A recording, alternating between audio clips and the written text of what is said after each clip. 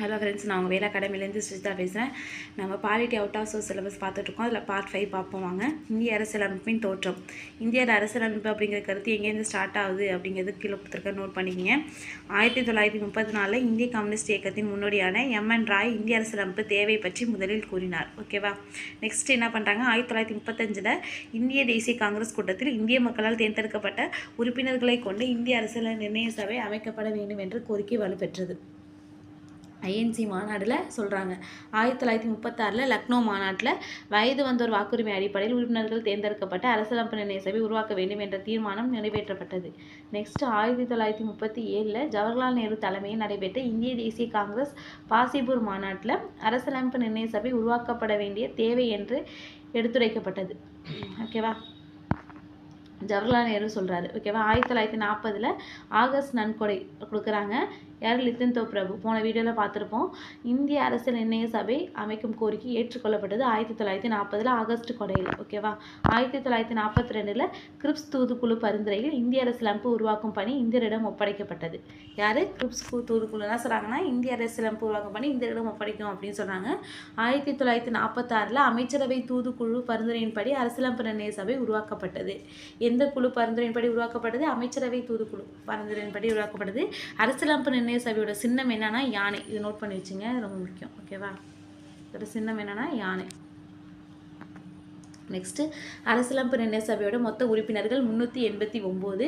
அதில் மாகாண பிரதிநிதிகள் 292, சுதேச உறுப்பினர்கள் 93, பலுஸ்தான் சார்பில் ஒருவரும், மாகாண முதன்மை ஆணையர் சார்பில் 3. ஓகேவா. டெல்லி, அஜ்மீர் மற்றும் கூர்க் இது மூணுத்துலேயும் 3. ஓகேவா. மக்கள் தொகை அடிப்படையில் உறுப்பினர் தேர்ந்தெடுக்கப்பட்டாங்க. அதாவது 1 மில்லியனுக்கு மக்கள் தொகை ஒரு உறுப்பினர், அதாவது 10 லட்சம் பேருக்கு ஒரு உறுப்பினர் அப்படின்னு தேர்ந்தெடுத்தாங்க. தேர்தல் எப்படி நடந்தாங்கன்னா, ஒற்றை மாற்று வாக்கு முறைப்படி விகிதாச்சார பிரதிநிதித்துவ முறையில் நடைபெற்றது. ஓகேவா. 1946 ஜூலை ஆகஸ்ட்டில் நடந்துச்சு இந்த தேர்தலை. எதை இடைக்கால அரசாங்கம் அமைக்கிறதுக்கு. ஓகேவா. அந்த காங்கிரஸ் 208 தொகுதியிலையும் முஸ்லீம் லீக் 73, பிற கட்சிகள் 15 வெற்றி பெறாங்க. அரசியலமைப்பு நிர்ணய சபையில் இடம்பெறாத தலைவர்கள் யாருன்னா மகாத்மா காந்தி, முகமது அலி ஜின்னாவும். ஓகேவா. அரசியலமைப்பு நிர்ணய சபையோட முதல் கூட்டம் நடைபெறுது 9 டிசம்பர் 1946 புதுடெல்லியில் நடைபெறுது. அதில் யார்? ஜேபி கிருப்லான் என்ன பண்ணுறாங்கன்னா, டாக்டர் சச்சிதானந்த சின்ஹாவை தற்காலிக தலைவராக தேர்ந்தெடுக்கிறாரு. இந்த தற்காலிக தலைவர் தேர்ந்தெடுக்கும் முறை எங்கேருந்து எடுத்தாங்கன்னா, பிரான்ஸ்லேருந்து பெறப்பட்டது. ஓகேவா. அந்த முதல் கூட்டத்தில் பங்கேற்ற உறுப்பினர்கள் 211 பேர். அதில் முஸ்லீம் லீக் நிராகரிக்குது ஃபர்ஸ்ட் கூட்டத்தை. செகண்ட் கூட்டத்தில் 1946 டிசம்பர் 11 2 நாள் கழிச்சு நடக்குது. அதில் நிரந்தர தலைவராக டாக்டர் ராஜேந்திர பிரசாத் தேர்வு செய்யப்பட்டார். துணைத் தலைவர் ஹெச்சி முகர்ஜி மற்றும் வி.டி. கிருஷ்ணமாச்சாரியும் இந்திய அரசியலமைப்பு நிர்ணய சபையின் சட்ட ஆலோசகராக பி.என். ராவ் நியமிக்கப்படுறாங்க. ஓகேவா. இது மூணுமே முக்கியம், நோட் பண்ணி வச்சிங்க. நெக்ஸ்ட் 1946 டிசம்பர் 13 கூட்டம் நடக்குது, 3வது கூட்டம்.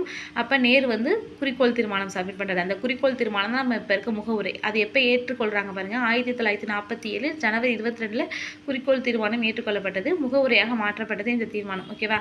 அதுதான். நெக்ஸ்ட் இந்திய அரசியலமைப்பு நிர்ணய சபை 2 ஆண்டுகள் 11 மாதம் 18 நாட்கள் நடைபெறுறது. இது ரொம்ப முக்கியம். 166 அமைப்புகள் 11 அமர்வுகளாக நடைபெற்றுன்னு சொல்லுவாங்க. 166 நாட்கள் 11 அமர்வுகளாக நடைபெற்றுச்சுன்னு சொல்லுவாங்க. இப்போ ஸ்கூல் புக்கில் 12 அமர்வுன்னு கொடுத்துருக்காங்க. ஓகேவா. லாஸ்ட் நாளையும் சேர்த்துருக்காங்க. ஓகேவா. 11, 12 ஆப்ஷனில் எது இருக்கோ அதை பார்த்து போட்டுங்க. அரசியல் நிர்ணய சபையில் இடம்பெற்ற 15 பெண் உறுப்பினர்கள் மொத்தம் இடம்பெற்றிருப்பாங்க. இது 6th புக்கில் கொடுத்துருப்பாங்க. ஓகேவா. அந்த 15 பெண் உறுப்பினர்கள் யார் யார் பார்த்துங்க. அம்மு சுவாமிநாதன், ஹன்ஷிதா ஜீவராஜ் மேத்தா, மாலதி சௌத்ரி, ரேணுகா ராய், விஜயலட்சுமி பண்டிட், பேகம் ஜசாத் ரசூல், கமலா சௌத்ரி, பூர்ணிமா பானர்ஜி, சரோஜினி நாயுடு, அன்னி மஸ்கரனே, துர்காபாய் தேஷ்முக், லீலா ராய், ராஜ்குமார் அமித் கவுர், சுச்சிதா கிருபாலனி, தாக்ஷாயினி வேலாயுதன். ஓகேவா. இந்திய அரசியலமைப்பு சட்டத்தை உருவாக்க பெரிய குழுக்கள் 8, சிறிய குழுக்கள் 15 தேவைப்பட்டுச்சு. ஓகேவா. பெரிய குழுக்கள் ஒன்றிய அதிகார குழு. ஓகேவா. மொத்தம் 8 பேர் இருந்துச்சு பெரிய குழுக்கள். ஓகேவா. ஒன்றிய அதிகார குழு யார்கிட்ட கொடுத்தாங்கன்னா, ஜவஹர்லால் நேருட்ட. ஒன்றிய அரசியலமைப்பு குழு ஜவஹர்லால் நேருட்ட. மாகாண அரசியலமைப்பு குழு சர்தார் வல்லபாய் பட்டேல் தலைமையில் இருந்துச்சு. வரைவு குழு B.R. அம்பேத்கர் தலைமையிலும், செயல்முறையின் குழுவின் விதிகள் குழு டாக்டர் ராஜேந்திர பிரசாத் தலைமையிலும், மாநில குழு ஜவஹர்லால் நேரு தலைமையிலும், இயக்க குழு டாக்டர் ராஜேந்திர பிரசாத் தலைமையிலும், ஆலோசனை குழு சர்தார் வல்லபாய் பட்டேல் தலைமையிலும் இருந்துச்சு. அடிப்படை உரிமை துணைக்குழு அப்படிங்கிறது ஜேபி கிருபாலிலும், சிறுபான்மையினர் துணைக்குழு ஹெச்டி முகர்ஜி தலைமையிலும், அசாம் பகுதி துணைக்குழு அப்படிங்கிறது ஏவி தாக்கர் குழுவும், வடகிழக்கு எல்லை பழங்குடியினர் பகுதி துணைக்குழு கோபிநாத் பத்தோலி அவங்க தலைமையிலே இருந்துச்சு. ஓகேவா. நெக்ஸ்ட்டு சிறிய குழுக்கள். சிறிய குழுக்கள் வந்து அரசு நிர்ணய சபையோட செயற்குழு வந்து ஜிவி மாவல்கர் தலைமையிலும், வர்த்தக ஆணைக்குழு டாக்டர் கே முன்ஷி தலைமையிலும், மன்றக்குழு வந்து பி பட்டாபி சித்தராமையா தலைமையிலும், தேசிய கொடிக்கான தற்காலிக குழு வந்து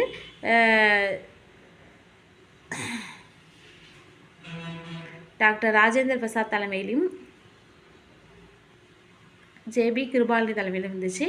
அரசியலமைப்பு வரைவின் சிறப்பு ஆய்வுக்குழு வந்து ஜவஹர்லால் நேரு தலைமையிலும், அறிமுக ஆவணக்குழு வந்து அல்லாடி கிருஷ்ணசாமி ஐயர் தலைமையிலும், நீதி மற்றும் ஊழியர் குழு வந்து டாக்டர் ராஜேந்திர பிரசாத் தலைமையில், பத்திரிகை குழு வந்து உஷாநாத் சென் தலைமையிலும், தலைமை ஆணையர் மாகாண குழு வந்து பட்டாபி சித்தராமையா தலைமையில் இருந்துச்சு. மொழியியல் மாகாண குழு வந்து எஸ்கே தார் தலைமையிலும், உச்சநீதிமன்ற தற்காலிக குழு வந்து எஸ் வரதராஜியார் தலைமையிலும், நிதி நிபுணர் குழு வந்து நளினி ராஜன் சார்கார் தலைமையிலும் இருந்துச்சு. ஓகே ஃப்ரெண்ட்ஸ், நோட் பண்ணி வச்சிங்க. தேங்க்யூ.